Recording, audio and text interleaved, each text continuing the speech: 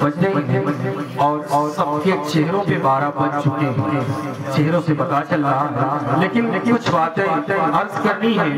میرے آپ بڑے ہیں، میرے آپ بزرگ ہیں، کوئی چچا ہے، کوئی دادا ہے، لیکن بہرحال کچھ باتیں مجھے عرض کرنی ہیں، وہ میں عرض کر دوں، 10 منٹ زیادہ سے زیادہ وقت لوں گا۔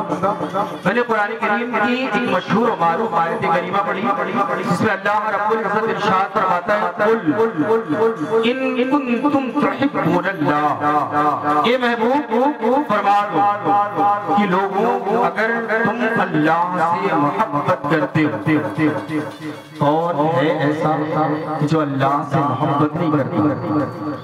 ہم میں کون ایسا ہے کہ جو اللہ سے محبت نہیں کرتا؟ سب کا یہ دعویٰ ہے، سب کا یہ دعویٰ ہے۔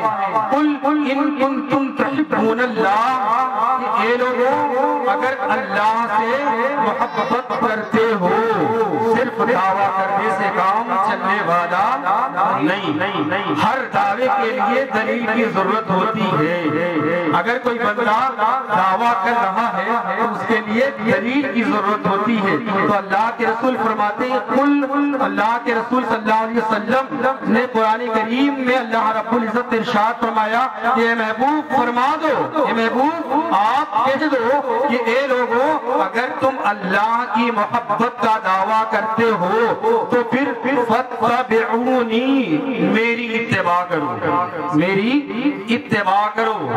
اب جب تم ایسا کرو گے، جب تم رسول کی اتباع کرو گے، جب رسول کو آئیڈیل اور ماڈل بنا لو گے تو پھر ریزلٹ کیا نکلے گا، پھر پریرام کیا آئے گا، پھر نتیجہ کیا نکلے گا؟ یحببکم اللہ، اللہ تم سے محبت کرنے لگے گا، اللہ تم سے محبت کرنے لگے گا۔ آپ غور کرو، دنیا کا معاملہ، گاؤں کا پردھان ہونا، گاؤں کا پردھان ہو، آدمی اتنا خوش ہو جائے گا کہ اگر پردھان اس کو سلام کر لے، پردھان جی نے آج مجھ سے سلام کیا، پردھان جی مجھے بڑا مانتے ہیں، مجھے بڑا چاہتے ہیں، دنیا کا پردھان، اور جو کائنات کا خالق و مالک ہے وہ کہتا ہے اگر تم رسول کی اتباع کر لو گے، اگر تم رسول کی پیروی کر لو گے تو پھر اللہ تم سے محبت کرنے لگے گا، اللہ تم سے محبت کرنے لگے گا۔ آج ہم اپنے معاشرے کو دیکھیں نا، ہمارے معاشرے میں کون سی ایسی برائی نہیں ہے جو پائی نہیں جاتی۔ آپ شادی کے معاملات کو دیکھیں، ابھی عزیزم محب گرامی حضرت مولانا شمشاد صاحب نے بڑی اونچی بات کی جہیز کے معاملات کو لے کے۔ شادی میں ہمارے جو ریکوائرمنٹ، ہماری جو ریکوائرمنٹ ہے شادی میں، بیٹیوں کو دہیج، اتنا دہیج دینا ہوتا ہے، اتنا دہیج دینا ہوتا ہے کہ لوگ، بچی گھر میں پیدا ہوتی ہے گھبراہٹ شروع ہو جاتی ہے، گھبراہٹ شروع ہو جاتی ہے، لوگ تبھی سے سوچنا شروع کر دیتے ہیں کہ 4 لاکھ لگے گا، 5 لاکھ لگے گا۔ میں نے لوگوں کو تو یہ بھی کہتے ہوئے سنا ہے کہ مر جا تو ٹھیک ہے، کم سے کم تیرے باپ کا 5 لاکھ روپے بچ جائے گا۔ ہم نے وہ ماحول پیدا کر دیا۔ آپ غور کرو، بیٹی رحمت ہے، رحمت، جس طریقے سے بیٹا نعمت ہے، بیٹی رحمت ہے، اور نعمت اور رحمت کا فرق کیا ہے آج میں آپ کو سمجھاؤں۔ نعمت وہ ہوتی ہے کہ اللہ دیتا ہے پھر حساب لیا جاتا ہے۔ بے شک اللہ نعمت جب دیتا ہے، اللہ نے پانی پیدا کیا، یہ اللہ کی نعمت ہے، لیکن اگر پانی کو آپ ضائع کریں گے تو اللہ حساب لے گا۔ پانی کو آپ ضائع کریں گے اللہ حساب لے گا، لیکن رحمت ہوتی ہے کہ اس کا حساب نہیں ہوتا ہے۔ آپ بیٹیوں کو جو بھی کھلائیں گے، جو بھی پہنائیں گے، ان کے اوپر جو بھی خرچہ کریں گے، اللہ اس کا حساب نہیں لے گا، کیونکہ بیٹی بیٹیاں رحمت بنا کے بھیجی گئی. والدین کے لیے رحمت ہے. بیٹی کا مقام سمجھنے کی کوشش کرو پیارے. بیٹی کیا ہے؟ بیٹی جب پیدا ہوتی ہے تو وہ اپنے ماں باپ کے لیے جنت کی ضمانت بن جایا کرتی ہے. یہ میں نہیں بلکہ اللہ کے رسول صلی اللہ تعالیٰ علیہ وسلم نے ارشاد فرمایا. میرے آقا ارشاد فرماتے ہیں کہ میں بھی بیٹی کا باپ ہوں. اور میرے آقا نے اس دور میں کہا ہے, اس دور کی میں بات کر رہا ہوں جس دور میں بیٹیوں کو زندہ درگور کر دیا جایا کرتا تھا. بیٹیوں کو زندہ دفن کر دیا جایا کرتا تھا. اس دور کی میں بات کر رہا ہوں. آج کوئی یہ کہہ سکتا ہے, آج مساوات کا دعویٰ کرنے والے لوگ یہ کہہ سکتے ہیں آج بیٹیوں کو ایک اعلیٰ مقام حاصل ہو چکا ہے. آج لوگ کہہ سکتے ہیں, لیکن آپ تصور کرو, آپ غور کرو, اپنے ذہن کو اس دور میں لے کے جاؤ جس دور میں بیٹیوں کو زندہ رہنے کا کوئی حق حاصل نہ تھا. اس دور میں لے کے جاؤ اپنے ذہن کو جس دور میں جو ہے کوئی باپ یہ گوارا نہیں کرتا تھا کہ میرا کوئی داماد ہو. اس دور میں آپ اپنے ذہن کو لے کے جاؤ تو یقیناً آپ کا دل اس بات کی گواہی دے گا کہ کتنی بڑی بات تھی. میرے آقا نے ارشاد فرمایا تھا کہ فاطمہ میری بیٹی میرے جگر کا ٹکڑا. اس دور میں میرے آقا صلی اللہ تعالی علیہ وسلم نے ارشاد فرمایا تھا. میں نے قرآن کریم کی آیت کریمہ پڑھی کہ رسول کی اتباع کرو, رسول کی پیروی کرو, ہمارے اسلاف کے طریقے کو پڑھنے کی کوشش کرو. ہمارے اسلاف نے کس طریقے سے زندگی گزاری ہے, ہمارے حالات دیکھیں کتنے مختلف نظر آتے ہیں, ہمارے حالات کس قدر بگڑے ہوئے ہیں. ہمارے سب و روز میں کوئی ایک عمل ایسا بھی ہے کہ جو رسول کی اتباع کے مطابق ہو, رسول کی جو ہے پیروی کے مطابق ہو, رسول کے قول کے مطابق ہم جو ہے عمل کر رہے ہیں. ہم اپنے صبح اور شام پہ غور کر لیں کہ ہم نے پورے دن میں کتنی نیکیاں کی ہیں, ہم نے پورے دن میں کتنا گناہ کیا ہے. آج دیکھیں ہمارے رہنے کا اسٹائل, ہمارے کھانے کا اسٹائل, ہمارے سونے کا اسٹائل, کوئی بھی ایسا نہیں ہے کہ ہم نے کوئی بھی کام یہ سوچ کے کیا ہو کہ میرے مصطفیٰ کریم نے ایسا کرنے کا حکم دیا ہے, میرے مصطفیٰ کریم نے ایسا کرنے کا حکم دیا ہے. ایسا ہم سوچ کے کوئی کام نہیں کرتے. آپ غور کرو اپنی زندگی پر, ہمارے حالات کس قدر بگڑے ہوئے ہیں. ہمارے اندر اسلام نام کا صرف رہ گیا ہے. آہ اسلام تیرے چاہنے والے نہ رہے, آہ اسلام تیرے چاہنے والے نہ رہے, جن کا افسوس جن کا تو چاند تھا وہ حالے نہ رہے. یہ حالات ہمارے ہو چکے ہیں. آپ غور کرو, میرے چچا لوگ 50 سال 60 سال کی عمریں ہو گئی ہیں. اب ہم نے تقریباً اپنی پوری زندگی گزار دی ہے, لیکن ہمارا چہرہ اس بات سے, ہمارے چہرہ اس بات کی گواہی نہیں دیتا کہ ہم مسلمان ہیں. عنقریب موت آنے والی ہے. اور آپ نے علماء کرام سے سنا ہوگا کہ اللہ کے رسول صلی اللہ تعالی علیہ وسلم مومنین کی قبر میں آتے ہیں, ان کی زیارت کروائی جاتی ہے. تیسرا جو سوال ہوتا ہے اس وقت میرے آقا تشریف لے کے آتے ہیں مومنین کی قبروں میں, اور پھر ان کے سامنے یہ جواب دینا ہوتا ہے. ہم یہ چہرہ لے کے, داڑھیاں ہمارے چہروں پہ موجود نہیں ہیں. میرے آقا صلی اللہ تعالی علیہ وسلم ایک صحابی رسول تھے, ان کے داڑھی میں صرف ایک ہی بال تھا. میرے آقا دیکھتے مسکرا دیتے, میرے آقا دیکھتے مسکرا دیتے. وہ صحابی رسول گئے, انہوں نے سوچا کہ ایک ہی داڑھی ہے, شاید سرکار کو اچھا نہ لگتا ہو. آپ نے وہ بال کٹوا دیا, آپ نے وہ داڑھی کا ایک بال تھا کٹوا دیا. پھر سرکار کی بارگاہ میں آئے, سرکار جدھر بھی وہ جاتے سرکار چہرہ پھیر لیتے, جدھر بھی جاتے چہرہ پھیر لیتے. صحابی رسول عرض کرتے فداک ابی و امی یا رسول اللہ, میرے ماں باپ آپ کے قربان یا رسول اللہ, مجھ سے ایسی کون سی خطا ہو گئی ہے, مجھ سے ایسی کون سی غلطی ہو گئی یا رسول اللہ کہ چہرے رحمت میری طرف سے پھیر لیا جاتا ہے. اللہ کے رسول صلی اللہ علیہ وسلم نے ارشاد فرمایا تم نے داڑھی کے بال کٹوا دیے. صحابی رسول عرض کرتے یا رسول اللہ ایک ہی بال تھا، آپ دیکھتے تھے مسکرا دیتے تھے، آپ دیکھتے تھے مسکرا دیتے تھے، مجھے ایسا لگا کہ سرکار کو شاید اچھا نہیں لگتا ہے، اس لیے میں نے وہ بال کٹوا دیا۔ میرے آقا ارشاد فرماتے ہیں میرے صحابی میں مسکرا اس لیے دیا کرتا تھا تمہارے اس ایک بال پہ اللہ کے 70,000 حوریں جھولا جھولا کرتی تھی اور وہی دیکھ کے میں مسکرا دیا کرتا تھا۔ آپ غور کرو نا میرے چچا لوگ، آپ غور کرو، آپ کتنے داڑھی کے بال گندی نالیوں میں گٹروں میں چلے جایا کرتے۔ اللہ کے رسول صلی اللہ علیہ وسلم کی سنت کو اس طریقے سے آپ گٹر میں ڈال رہے ہو، آپ غور تو کرو۔ ہمارے حالات، ہمارے امام صاحب بتانے لگے کہ یہاں کے حالات اتنے برے ہیں کہ یہاں کبھی کبھی اذان تک نہیں ہوتی۔ یہ 35-40 گھر مسلمان ہیں، اذان نہیں ہوتی، پورا یہ محلہ اس کا ذمہ دار ہے، بے شک یہ پورا محلہ اس کا ذمہ دار ہے۔ اگر اذان نہیں ہوتی سارے لوگ گنہگار ہیں۔ فرض کفایہ ہے اذان کا دینا، فرض کفایہ ہے اذان کا دینا، اس لیے پورا محلہ گنہگار ہوتا ہے۔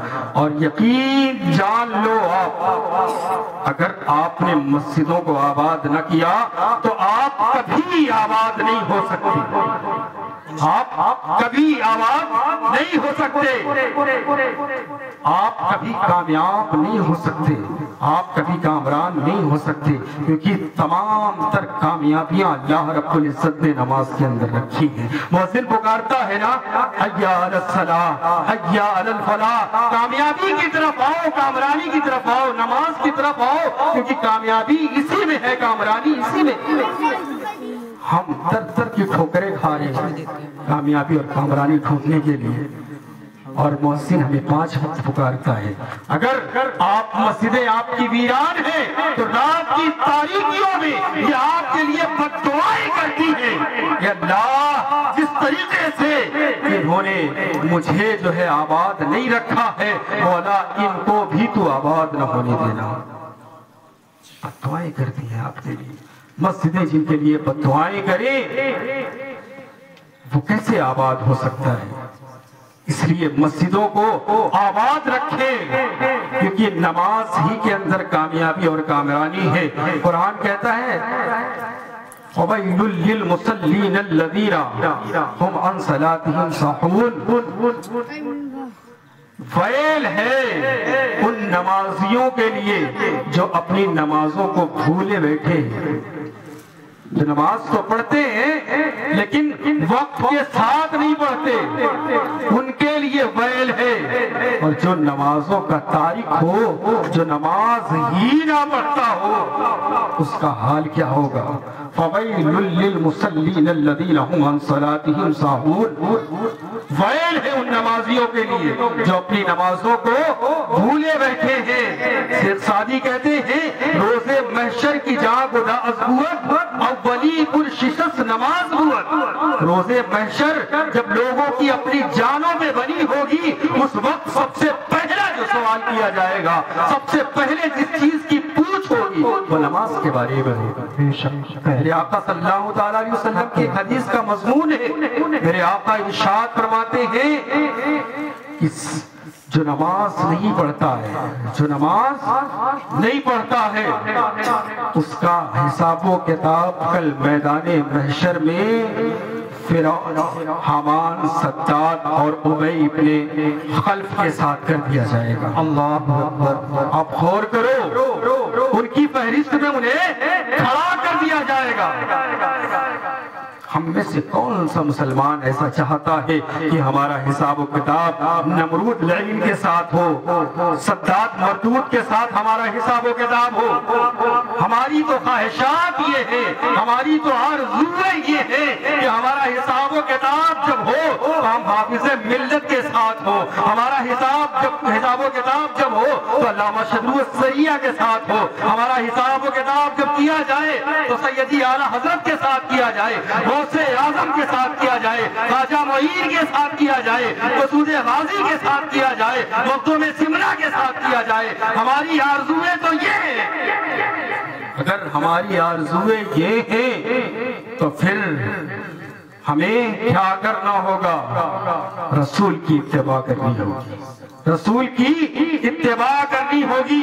آپ دیکھیں نا، مخدوم سمنا نے ٹھوکر ماری، تاج تخت و تاج کو ٹھوکر ماری اور کچھوچھا چلے آئے، کچھوچھا چلے آئے. اکبر اعظم پورے ہندوستان پہ اس نے بادشاہت کی، لیکن آج لوگوں کو پتا تک نہیں ہے کہ اس کا قبر کہاں. آج 90% لوگ جانتے ہی نہیں کہ اس کی قبر کہاں ہے. مخدوم سمنا نے ٹھوکر ماری اپنے تخت و تاج کو اور کچھوچھا آئے.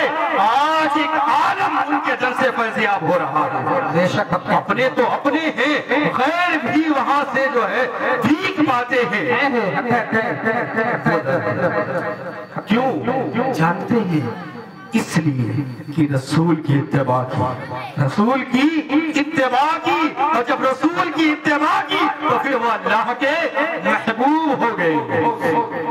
میرے آقا صلی اللہ تعالیٰ علیہ وسلم اگر صحابہ کو کسی چیز کا حکم دیتے نا تو جی جان قربان کر کے صحابی اس کو عمل میں لایا کرتے تھے. جنگ اسرا کے موقع پر چھوٹا سا واقعہ، وقت بہت ہو گیا ہے، چھوٹا سا واقعہ. جنگ اسرا کے موقع پر میرے آقا صلی اللہ تعالیٰ علیہ وسلم نے صحابہ کرام سے چندہ مانگا. چندہ آج بھی کیا جاتا ہے، مسجد کا ہو، مدرسے کا ہو، چندہ آج بھی ہوتا ہے. میرے آقا نے چندہ مانگا، تمام صحابہ چندہ لے کے آئے. ایک صحابی رسول تھے، بزرگ تھے، بوڑھے صحابی تھے، ان کے پاس کچھ بھی نہ تھا، لیکن آرزو تھی. ان کے پاس آرزو تھی، ان کی یہ خواہش تھی کہ سرکار نے چندہ مانگا ہے، میں کچھ نہ دوں، میں کچھ نہ دوں. ایسا ہو نہیں سکتا. مزدوری کی تلاش کے لیے، اور مزدور ناکہ ہوتا ہے شہروں میں. جو لوگ ممبئی گئے ہیں پتا ہے مزدور ناکہ ہوتا ہے شہروں میں.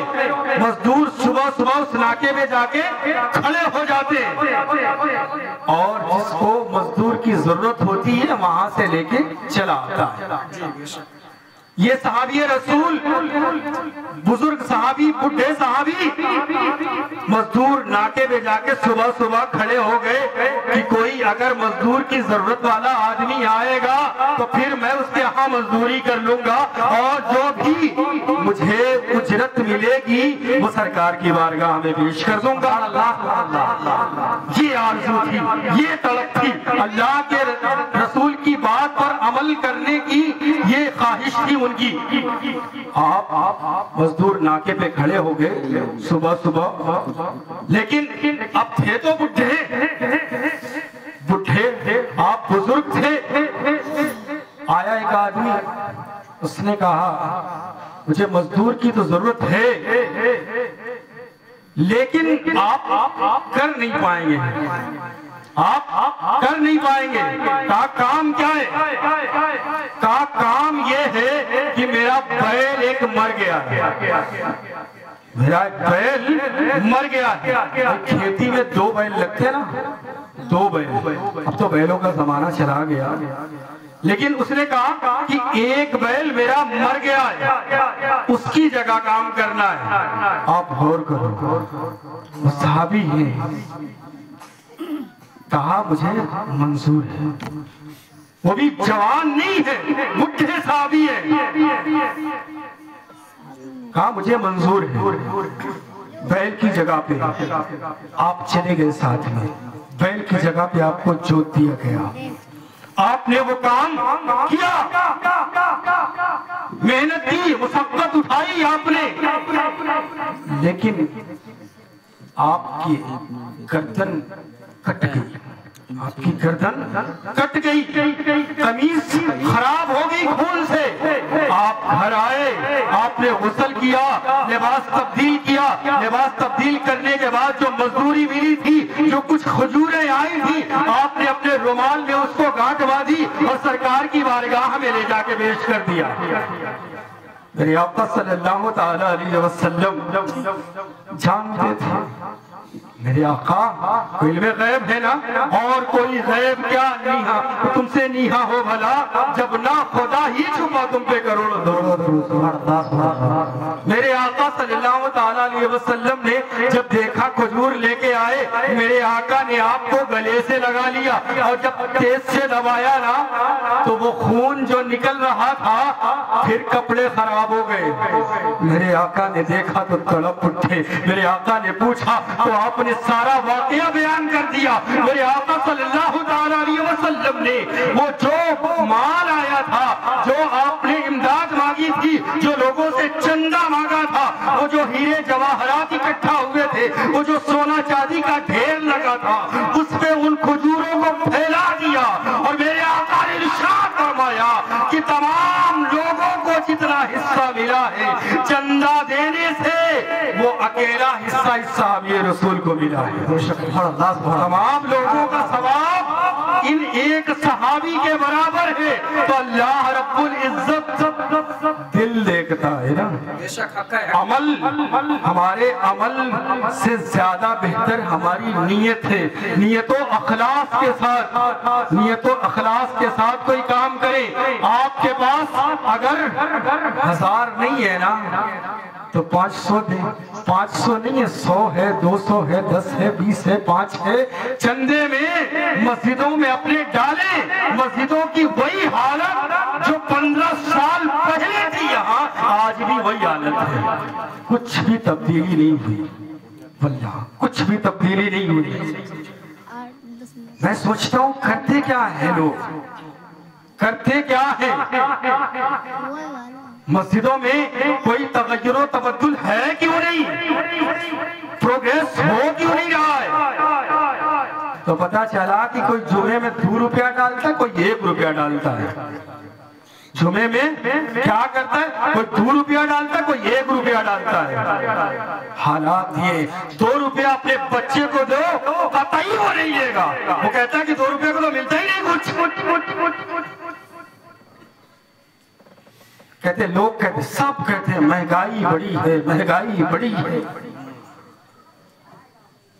10 روپے کی نوٹ مارکیٹ میں جاؤ تو کتنی چھوٹی لگتی ہے، غلط کہہ رہا ہوں؟ کتنی چھوٹی لگتی ہے 10 روپے کی نوٹ۔ مسجد میں جانے کے بعد ایسا لگتا ہے کہ 10 کی نوٹ نہ ہو، 10,000 کی نوٹ ہوگی، اتنی بڑی لگنے لگتی ہے۔ یہ حال ہم کیا روئیں، کتنا روئیں، یہ حال ایک ایک چیز کتنی بیان کریں، بہرحال وقت نہیں ہے، کبھی پھر موقع ملا تو انشاءاللہ العزیز بالتفصیل بات ہوگی اس چیز پر۔ وما علینا الا البلاغ المبین، استغفر اللہ ربی من کل ذنب واتوب الیہ۔ خوب کی شہر چمن پھول چنے شاد رہے، باغباں جاتا ہوں میں گلشن تیرا آباد رہے۔ سبحان اللہ، اللہ تعالیٰ ہم سب کو سب سے زیادہ عمل کرنے کی توفیق عطا فرمائے۔